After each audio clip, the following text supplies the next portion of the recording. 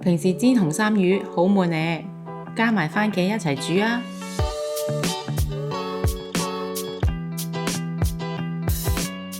紅衫魚先去鱗，洗乾淨，抹乾。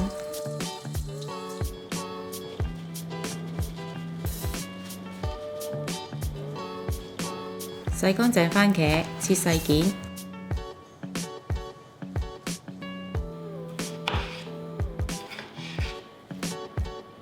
蒜頭略為拍扁。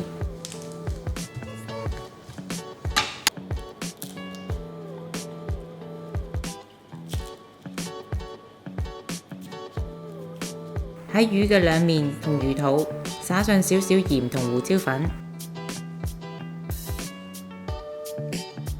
再撲一層薄薄嘅生粉，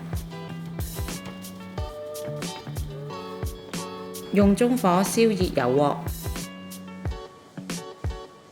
落薑片煎香，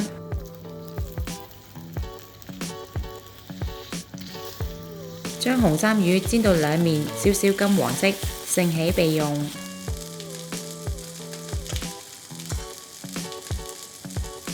喺同一個鑊中開中火加油，爆香蒜頭，落番茄略炒，加少少鹽炒勻，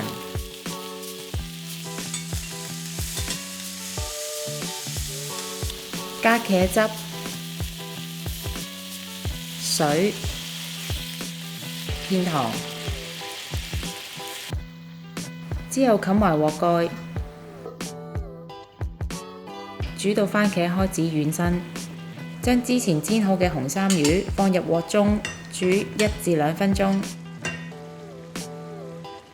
熄火之後加葱段就可以啦。